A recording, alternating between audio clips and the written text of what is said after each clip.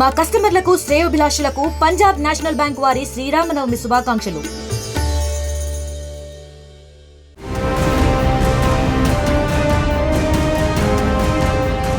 తమిళనాడులో అధికారమే లక్ష్యంగా బీజేపీ బిగ్ స్కెచ్ వేస్తోంది. 2026 అసెంబ్లీ ఎన్నికలను సమర్థవంతంగా ఎదుర్కొనేందుకు ఇప్పటి నుంచే సన్నాహాలు చేస్తోంది. ఈ క్రమంలోని అన్నాడీఎంకేతో మరోసారి పొత్తు పెట్టుకునేందుకు ప్రయత్నిస్తోంది.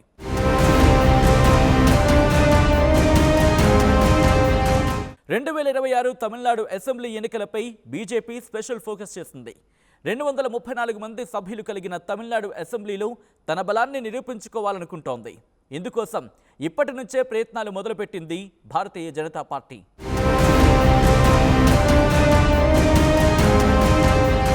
ప్రస్తుతం తమిళనాడు రాజకీయాల్లో డీఎంకే, అన్నాడీఎంకేల ఆధిపత్యం కొనసాగుతోంది. అయితే ఉత్తరాదిలో బలమైన పట్టు ఉన్న బీజేపీ దక్షిణాదిలో ఇంకా గణనీయమైన ప్రభావాన్ని చూపించలేకపోతోంది.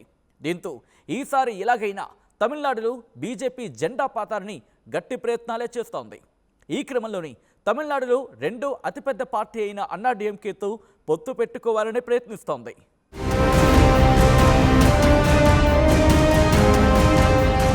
అయితే గత ఎన్నికల్లోని అన్నాడీఎంకే బీజేపీతో పొత్తు పెట్టుకుంది. కానీ ఆ ఎన్నికల్లో ఘోరంగా ఓడిపోయింది. దీంతో బీజేపీకి అన్నాడీఎంకే దూరమయ్యింది. ఇప్పుడు మళ్ళీ 2026 ఎన్నికలకు ముందు మరోసారి అన్నాడీఎంకేతో చేతులు కలపడానికి భారతీయ జనతా పార్టీ ప్రయత్నిస్తోంది. ఈ నేపథ్యంలో ఇటీవలే కేంద్ర మంత్రి అమిత్ షాతో అన్నాడీఎంకే ప్రధాన కార్యదర్శి ఎడప్పాడి పళనిస్వామి భేటీ అయ్యారు. వచ్చే ఎన్నికల్లో పొత్తుకు కొన్ని షరతులను కూడా పెట్టారు. తమిళనాడు భారతీయ జనతా పార్టీ చీఫ్ అన్నామలైని మార్చాలని డిమాండ్ చేశారు.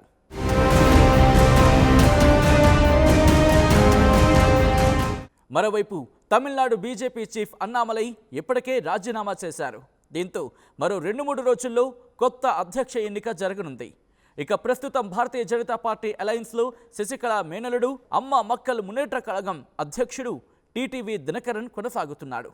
దీంతో అన్నాడీఎంకే, ఏఎంఎంకేతో కలిసి కూటమి ఏర్పాటు దిశగా బీజేపీ ప్రయత్నాలు చేస్తోంది. దీని ద్వారా డీఎంకేపై వ్యతిరేకత, సంప్రదాయ ఓటు బ్యాంకుతో తమిళనాడులో అధికారంలోకి రావడం ఖాయమని ధీమా వ్యక్తం చేస్తోంది.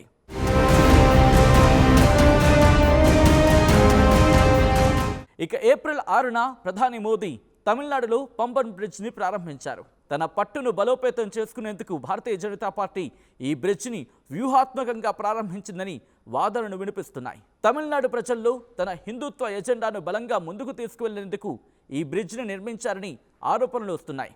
మరి రాబోయే రోజుల్లో కమలం వ్యూహం వికసిస్తుందా లేదా అనేది వేచి చూడాల్సిందే.